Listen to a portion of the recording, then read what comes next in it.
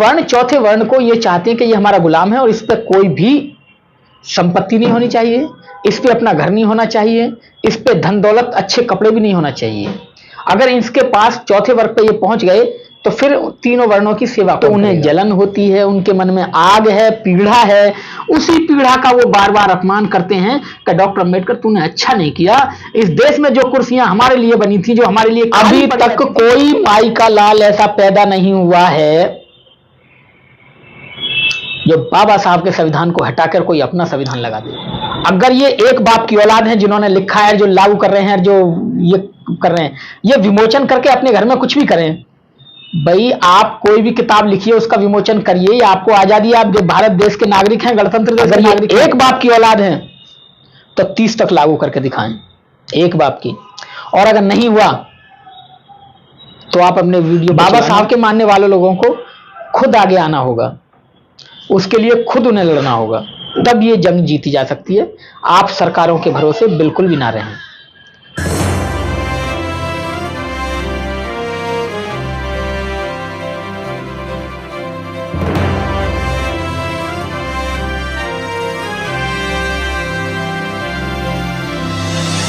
सभी साथियों को जय भीम। मैं रविंद्र कुमार। साथियों, 26 तारीख के दिन जो कि पूरा देश हमारा गणतंत्र दिवस मना रहा था, बाबा साहब के संविधान की जो बना के गए थे बाबा साहब, उस व्यवस्था को तोड़ने के मरोड़ने की जो कोशिश जो राजनीतिक पार्टियां कर रही हैं, उसी का नतीजा अभी हमें देखने को मिला। 26 तारीख के दिन पंजाब में अमृतसर में उस स्थान पर बाबा साहब की प्रतिमा को किस तरीके से खंडित किया गया, अब हम उसी विषय पर बात करते हैं। हमारे साथ राष्ट्रीय गायक शशि भूषण जी हैं। जय भीम सर। जय भीम। सभी दर्शकों को मैं सादर जय भीम।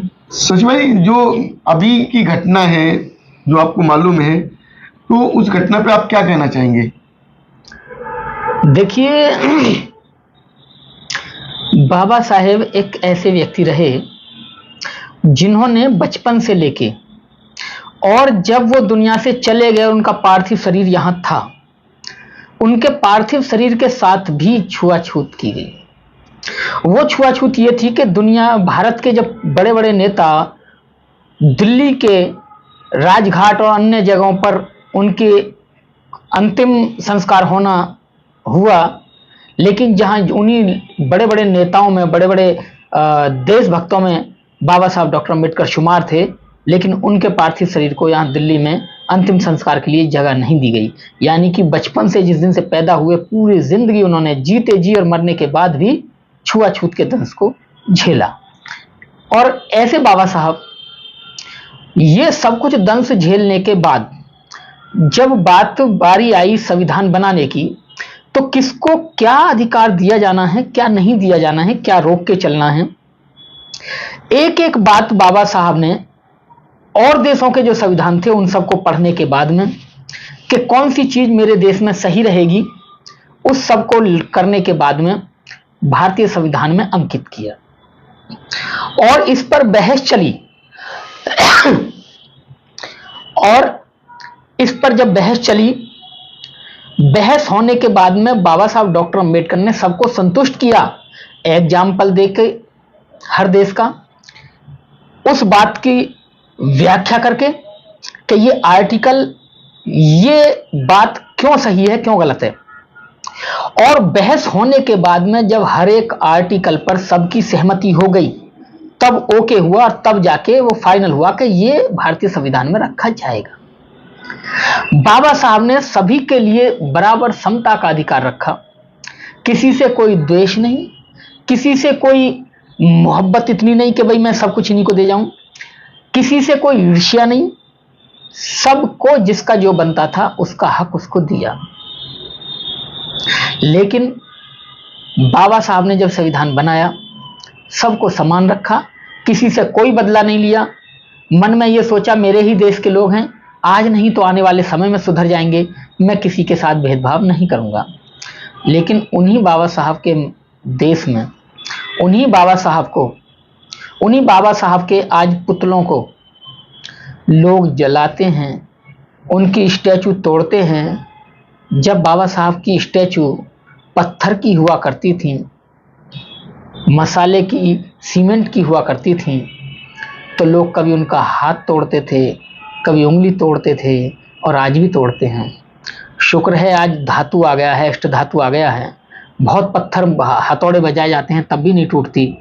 लेकिन बहुत ही शर्मनाक बात है कि अमृतसर में जहाँ गोल्डन टेम्पल है उसके जस्ट सामने जो चौराहा पड़ता है, वहाँ संविधान निर्माता बाबा साहब और पार्लियामेंट का स्ट्रक्चर बना के उसके बीच में परम पूज्य बोधिसत्व बाबा साहब का एक अष्ट धातु का पुतला खड़ा किया। और वहाँ एक नौजवान एक इतनी बड़ी सीढ़ी से चढ़ता है कि उस सीढ़ी को 2 आदमी नहीं उठा के ला सकते। इसका मतलब ये तो साफ है कि उस सीढ़ी को कम से कम 2-3 लोगों ने वहां रखा, और उस सीढ़ी से एक शख्स ऊपर चढ़ता है हथौड़ा लेके और बजाता है उसमें।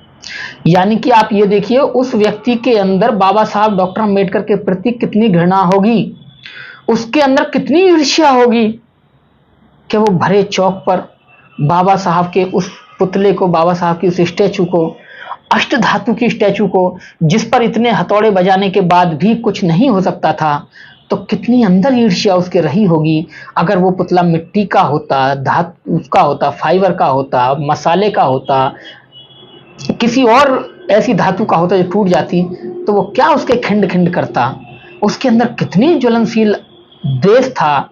लेकिन वो तो जो अभी खबर आ रही है कि वो जो व्यक्ति था वो दलित व्यक्ति था।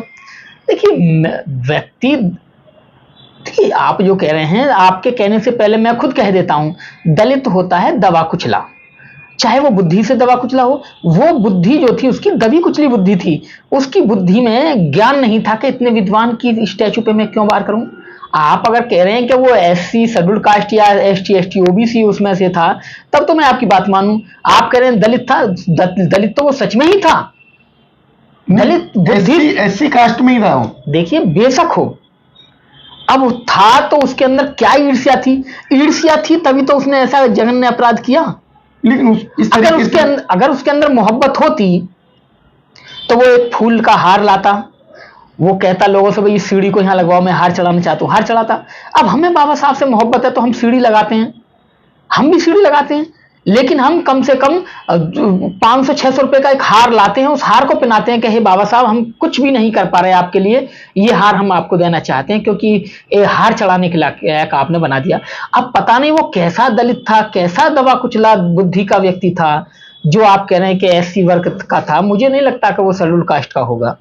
अगर था भी तो उसके अंदर ऐसी कौन सी ईर्ष्या थी, उसका कौन सा ऐसा दिमाग में बात थी जो इतनी नफरत वो बाबा साहब से करता था कि वो वहां चढ़ा और बाबा साहब के पुतले को पत्थर से हथौड़े से तोड़ रहा है, जबकि उसे ये भी पता था कि मैं पकड़ा जाऊंगा, पिटाई होगी मेरी, सब कुछ होगी। या तो वो मंदबुद्धि होगा। उसके पकड़े जाने पर कोर्ट में वकीलों ने बहुत पिटाई की है। देखिए क्रिया की प्रतिक्रिया तो होती ही है। शुक्र है कि वहां के जो लोग थे उनमें इतना गुस्सा था कि उन्होंने उसे जान से नहीं मारा। जब ऐसी जघन्य अपराध होते हैं तो लोग एक मरने के बाद में जब उसको पकड़ लेते हैं तो उसको भी मार देते हैं। वो तो शुक्र है पुलिस थी, बचा लिया। लेकिन भाई साहब ये बात समझ नहीं आती, पंजाब जैसा प्रदेश जहां जो है एक जाति व्यवस्था को खत्म करने की बात शुरू हुई थी, क्योंकि उन्होंने जो लंगर व्यवस्था चलाई थी वो भेदभाव खत्म करने के लिए चलाई थी। लंगर व्यवस्था जाति भेद को खत्म करने के लिए कभी नहीं लगी, ऐसा नहीं है। ये सरकारों का तो यही कहना है। वो उनका अपना कहना है, लेकिन अगर उनका अपना कहना होता और उनका कहना होता और वो मान रहे होते तो उनके यहाँ मजहबी सिख, जाट सिख ये नहीं होते, वो हिंदू हैं। हर सिख के घर में हिंदू देवी देवताओं की फोटो मिलेंगी। हर सिख देवी देवताओं को मानता है, वहां जाता है, वो जो देवी होती है एक उसको मानता है, जय माता दी बोलता है। जय माता दी शब्द कहां से चला? दी कौन लगाता है? पंजाबी लगाते हैं। जय माता दी पर कहां से चला? पंजाब से चला। वरना तो इधर उत्तर भारत के लोग जय माता की बोलते, की क्यों नहीं बोलते? क्योंकि वो उन्होंने चलाया नहीं। जय माता दी बोलते हैं, दी का मतलब है पंजाबियों ने चलाया। तो हिंदू जो सिख होते हैं ये हिंदू ही होते हैं। तो अब ये बात तो एक अलग रही। अब एक सवाल उठता है कि जो है ये घटनाएं घटित हो रही हैं, इसके पीछे हाथ किसका है? देखिए अगर मैं बाबा साहब के मानने वाला हूं, मैं बाबा साहब में भरपूर आस्था रखता हूं, लेकिन इस आस्था को मैं मंचों से बताता हूं और मैं अपने घर में नहीं बताता हूं, और पता चला कि मेरा बच्चा स्कूल के साथ साथ में एक दूसरे स्कूल में भी जाता था या जाता है, वो कौन सा स्कूल? वो है शाखा वाला स्कूल। अगर वो शाखा में जाता है तो वहां उसे क्या सिखाया जाएगा? नफरत। और बाद में एक तरफ मैं बाबा साहब की गुणगान कर रहा हूं और मैं अपने घर में वो गुणगान बता नहीं पाया, और मेरा बच्चा दूसरी शाखा में जाके नफरत सीखाया, तो वो क्या करेगा? फिर वो बाबा साहब के पुतलों को ही तोड़ेगा, बाबा साहब को ही अपमानित करेगा, बाबा साहब के लिए ही अपशब्द इस्तेमाल करेगा। ये परवरिश, और आप किस घर में रहे हैं, मैं मानता हूं कि वो शेड्यूल कास्ट कम्युनिटी से वो आता था, लेकिन कहीं ना कहीं उसने शाखा का लेकिन जो बाबा वो है रिजल्ट है वो दिया है। लेकिन बाबा साहब के जो विचार थे वो सर्व समाज को लेकर चलने के थे। लेकिन ये जो दूसरी जो शाखा वाली व्यवस्था है जो कैसे चल के आई? देखिए, शाखा के व्यक्ति कभी नहीं चाहते कि देश में समानता हो। अगर देश में समानता हो जाएगी, सभी लोग भाईचारे के साथ रहेंगे, तो ये जो शाखा चलाते हैं लोग, इनके तन से एक अच्छा भी उतर जाएगा, कोई नहीं पूछेगा इन्हें। अच्छा, पंजाब में सरकार जो है आम आदमी पार्टी की, और वो बाबा साहब के सबसे बड़े भक्त थे। देखिए, जिस प्रदेश में या देश में जिस कम्युनिटी या जिस धर्म की या जिस मानने वालों की सरकार हो, तो ऐसा नहीं है कि उसके विपरीत उसके जो विपक्ष के लोग हैं वो कोई क्रिया ना करें, क्रिया तो करेंगे, और वो क्रिया कर रहे हैं। अब सरकार आम आदमी पार्टी की थी, तो इसका मतलब ये नहीं है कि वो केजरीवाल ने भेजे थे, आम आदमी पार्टी के लोगों ने भेजे थे। ये तो एक आम आदमी, एक आम भाषा है, इसको आप इल्जाम नहीं कर सकते कि वहां सरकार है। हाँ, अगर सरकार उसको समर्थन कर रही थी या कहीं से आपको एक क्लू मिला है कि वो आम आदमी पार्टी या जो आपकी सरकार है उसका कोई कार्यकर्ता था या किसी नेता का बहुत करीबी था, तो आप कह सकते हैं सरकार अपना काम कर रही है। पुलिस करेगी। अब क्या केजरीवाल के मंत्री वहां जाके उसे पीटेंगे तो है नहीं, आम आदमी पार्टी के व्यक्ति पदाधिकारी या मंत्री वहां जाके उसे करेंगे नहीं, ये तो पुलिस का काम है, पुलिस ने पकड़ा है। पुलिस, हाँ, पुलिस को अगर आम आदमी पार्टी की सरकार ने ये कहा होगा उसे छोड़ दो, उस पर कोई धारा मत लगाओ, उसे अच्छे तरीके से, तब तो हम ये कह सकते हैं। ये तो एक बचकाने सवाल है, इसको ये कोई सवाल नहीं। अच्छा, एक सवाल उठता है कि अगर इस तरीके से जो घटनाएं घटित हो रही हैं, उन घटनाओं को कम कैसे किया जा सकता है या खत्म कैसे किया जा सकता है? देखिए, इन घटनाओं को खत्म करने का सिर्फ एक ही तरीका है कि हर व्यक्ति बाबा साहब को पढ़े। पहला ये तो है कि जो बाबा साहब को पढ़ेगा वो आदमी विद्वान बनेगा, उसके अंदर बुद्धि आएगी, तर्क करेगा, अच्छा क्या है बुरा क्या है वो खुद समझेगा, पहला। दूसरा ये है कि डर बहुत चीज होती है। जिस व्यक्ति ने ये जघन्य अपराध किया उसकी इतनी पिटाई की है लोगों ने, मैं कहता हूं कि बच गया। अगर वो मर जाता तो मैं गारंटी देता हूं कि पंजाब में फिर कोई हिम्मत नहीं करता मूर्ति तोड़ने की दूसरी। तो ये व्यवस्थाएं जो चली आ रही हैं, इन व्यवस्थाओं पर रोक कैसे लगाई जा सकती है? देखिए, इन व्यवस्थाओं पर रोक यही लग सकती है कि ज्यादा से ज्यादा बाबा साहब के विचारों का लोगों तक पहुंचाने का काम किया जाए। इसको पहुंचाएगा कौन? क्योंकि विरोधाभास तो जो जगह जगह हो रहा है। देखिए, विरोधाभास हो रहा है, ये होगा, ये कभी खत्म नहीं होगा। पक्ष विपक्ष ये हमेशा रहेंगे, अच्छे बुरे लोग हमेशा रहेंगे, लेकिन बाबा साहब की प्रतिमाएं पहली बात तो ऐसी जगह लगें, इतने ऊंचे पे लगें कि कोई अकेला आदमी ऐसा जघन्य अपराध कर ना सके। ये तो बाबा साहब के प्रति उनकी नफरत है, उस नफरत के कारण वो ऐसा करते हैं। अब ये कोई मैं वो जादूगर तो हूं नहीं कि नफरत करने वालों के दिल में प्यार भर दूं, मैं वो परवाना हूं पत्थर को मोम कर दूं, लेकिन बाबा साहब के विचारों को ज्यादा से ज्यादा देश हित में पढ़ाया जाए। हर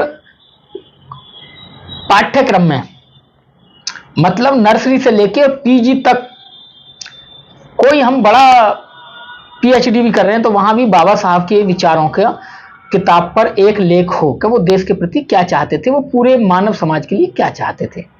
अच्छा, बाबा साहब इतने महानता रखते थे, उनके विचार महान थे, उसके बावजूद भी उस समय उनके साथ भेदभाव हुआ। उन्हें अगर कहीं प्रधानमंत्री बना दिया जाता या देश के अंदर कोई अच्छा पद दे दिया जाता जिससे कि जो है एक देश में परिवर्तन कर सकते थे, शिक्षा का उस राह को खोल सकते जो कि राह खुलनी चाहिए थी, वो आज तक नहीं खुली है।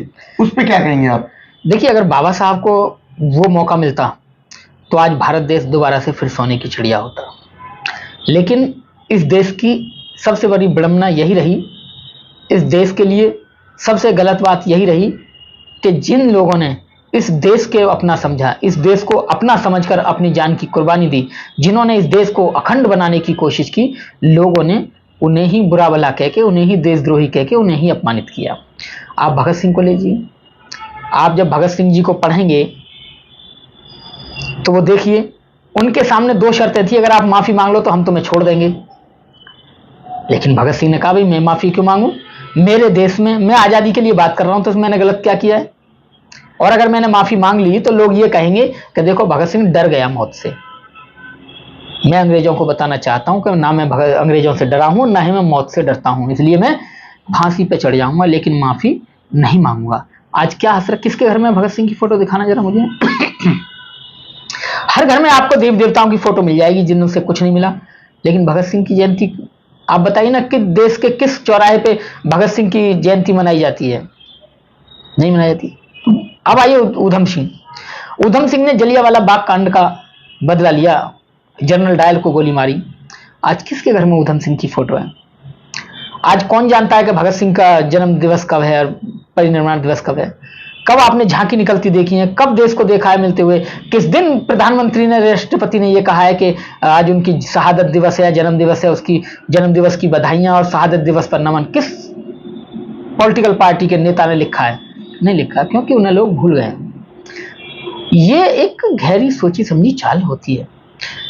आपकी इस बात को जिक्र करते हुए मुझे एक बात याद आ रही है। राहुल सांकृत्यायन कहा करते थे कि सरकार डॉक्टर अम्बेडकर को भुलाना चाहती है और गांधी को उजागर करना चाहती है,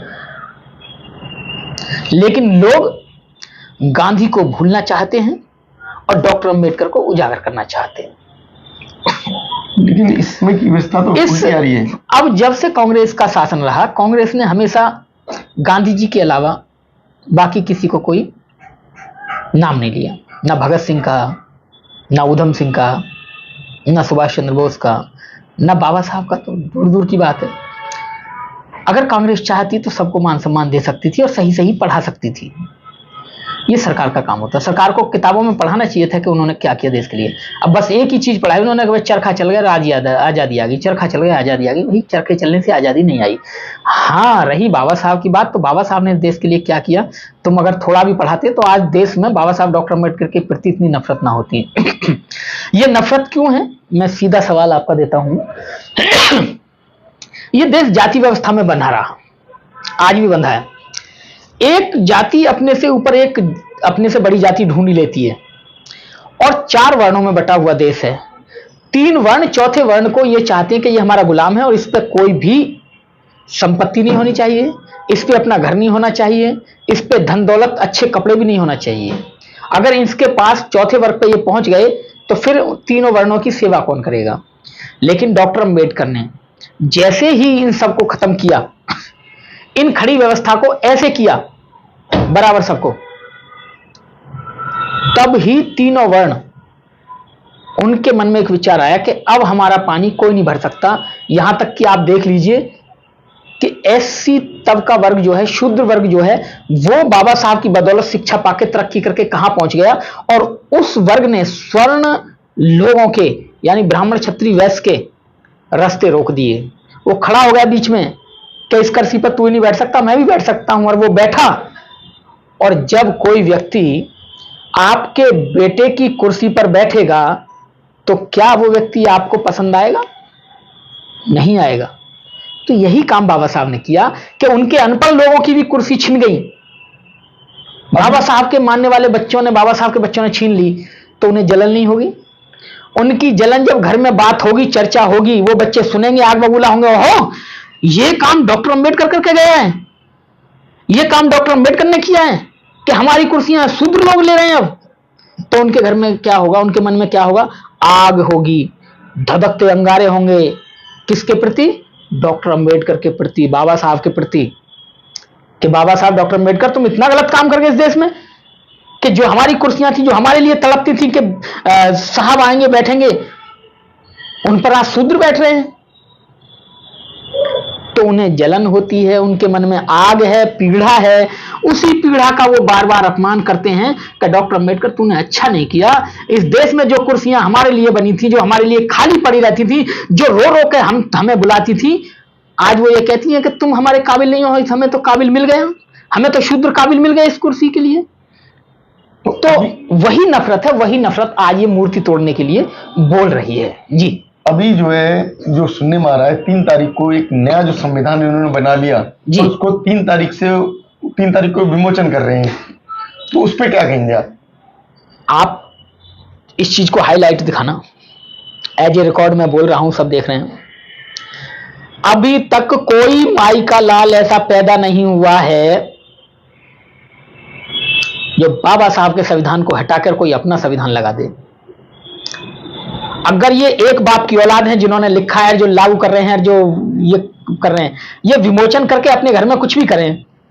भाई आप कोई भी किताब लिखिए, उसका विमोचन करिए, आपको आजादी, आप भारत देश के नागरिक हैं, गणतंत्र देश के नागरिक हैं, आप उसे घर में रख सकते हैं। लेकिन आप ये कहें कि नहीं पड़ोसी भी पढ़ेगा, तो पड़ोसी तुम पर केस करेगा और वो जेल जाएगा।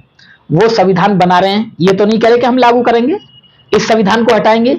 लागू करने के लिए बोले 2030 से पहले मैं भी नहीं मरूंगा, आप भी नहीं मरेंगे, लेकिन गारंटी दे रहा हूं, अगर ये एक बाप की औलाद है तो 30 तक लागू करके दिखाएं, एक बाप की।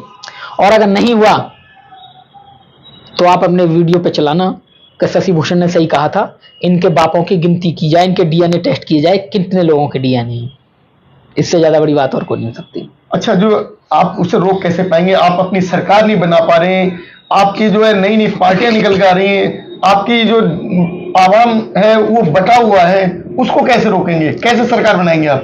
2 अप्रैल 2018 आपने सुना? जी देखा है। किसकी सरकार थी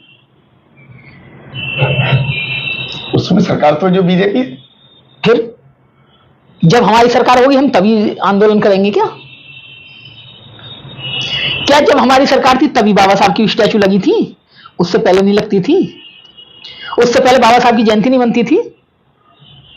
और कौन सी सरकार की बात कर रहे हैं आप? अगर आपको लगता है कि आपकी सरकार, बहुजन समाज पार्टी की सरकार 5 साल उत्तर प्रदेश में रही, तो जब भी बाबा साहब की जयंती मननी स्टार्ट हुई है क्या? जयंती तो क्या उससे पहले नहीं मनती थी? उससे पहले स्टैचू नहीं लगती थी? बल्कि आप ये कहिए कि जब भी किसी व्यक्ति का जमीर जागता है, वो संघर्ष करता है, और ये संघर्ष के नतीजे होते हैं। इसका सरकारों से आना जाना, बिखरना कोई नहीं है। कौन कहता बिखरे हुए हैं? कोई बिखरा हुआ नहीं है। आपकी जो राष्ट्रीय पार्टी है, मेरी राष्ट्रीय पार्टी नहीं, आपकी राष्ट्रीय पार्टी होगी। मैं किसी पार्टी का पदाधिकारी नहीं हूं, तो मेरी क्यों कहते हैं आप? समाज के तो हैं, आपके समाज के लिए काम किया उसने। समाज के लिए किया है, लेकिन आप मुझे बार बार कहते हैं कि आपकी पार्टी, मैं कहीं देखा हूं आपने किसी पार्टी का कार्यकर्ता होते हुए? अब मुझ पद है कोई? जी आगे बोलिए। तो अब जो है, इस जो हमारी चर्चा हुई है, इस चर्चा पर जो विचार करे, जो पब्लिक सोचे, उसके लिए हमारी पब्लिक को क्या संदेश देंगे? बाबा साहब के लिए हम सब एक हैं। राजनीतिक मुद्दों पर सबकी राजनीति अलग हो सकती है। जिसको जो पार्टी अच्छी लगे वो जा सकता है, जिसको जहां वोट देनी है वो दे सकता है। लेकिन इतना बता दूं कि जिनकी सत्ता में भागीदारी होती है, मैं ये नहीं कहता कि सत्ता हो, नहीं, सत्ता में भी भागीदारी होती है, उनकी बात आसानी से मान ली जाती है। और ऐसा नहीं है कि जिनकी सत्ता में भागीदारी नहीं होती है तो उनकी कोई बात नहीं मानी जाती, मानी जाती है, लेकिन उसको मनवाने का ढंग फिर अलग होता है। राजनीति चले ना चले, लेकिन सामाजिक कार्य चलता रहना चाहिए, ऐसा मान्यवर काशीराम साहब कहकर गए हैं। और यही बात बाबा साहब ने एनहिलेशन ऑफ कास्ट में कही है। इसलिए हम लोग सामाजिक कार्य चलाते हैं, राजनीति हम नहीं करते कि क्या है क्या नहीं है। वोट देने का अधिकार है, वो भी वोट में, वो हम वोट में दे के आते हैं, किसी को दिखा के या किस नहीं। हाँ, हमारे पास बुद्धि है, विवेक है, कहाँ देनी है ये हमें पता है। साथियों, जो बाबा साहब का अपमान हुआ, और पहले भी हमने देखा है जगह जगह अपमान हो रहा है, बाबा साहब का अपमान हमारे प्रधानमंत्री के रहते हुए, उनके जो साथ अमित शाह हैं, जो कि अपने आप को हाँ, चाणक्य देखिए, कलाकार माने जाते हैं। इस मामले में एक बात कह सकता हूं कि जो नरेंद्र मोदी ये कहते हैं कि मैं बाबा साहब का बहुत बड़ा भक्त हूं, उन्होंने पंच तीर्थ बनवाए, वो बहुत कहते हैं कि मैंने बाबा साहब को बहुत काम किया है, बाबा साहब के विचारों पे, उनके स्मारकों पे। वो ये कानून लेके आए हैं कि बाबा साहब का जहां पुतला लगा है, अगर किसी ने उसके साथ छेड़छाड़ की तो उसको एक आर्टिकल बना के कड़ी सजा दी जाए, जिसमें यह भी हो कि देशद्रोह लगेगा और उसकी जमानत भी नहीं होगी कम से कम 6 महीने 1 साल तक। ऐसा प्रावधान किया जाए तो लोगों पे लगाम भी लगेगी। लेकिन मैं एक बात भी कहता हूं कि SC/ST एक्ट होने के बाद भी लोगों पे लगते हैं, लोग जेल जाते हैं। क्या SC/ST लोगों के साथ दुष्कर्म कम हुए? नहीं हुए। ये चीजें लोगों को खुद बनानी होंगी। बाबा साहब के मानने वाले लोगों को खुद आगे आना होगा, उसके लिए खुद उन्हें लड़ना होगा, तब ये जंग जीती जा सकती है। आप सरकारों के भरोसे बिल्कुल भी ना रहें। सरकार आपके लिए कितना भी अच्छा एक्ट बना दे, लेकिन जब तक उसे लागू करने वाले लोग ठीक नहीं होंगे, वो निष्क्रिय ही रहेगा। साथियों, हमारी इस वीडियो पर आपकी क्या राय है? अपनी राय हमारे चैनल पर कमेंट बॉक्स में जरूर बताएं। हमारे चैनल को सब्सक्राइब करें, वीडियो लाइक और शेयर करना ना भूलें। धन्यवाद। नमो बुद्धाय। जय भीम। जय भीम, नमो बुद्धाय।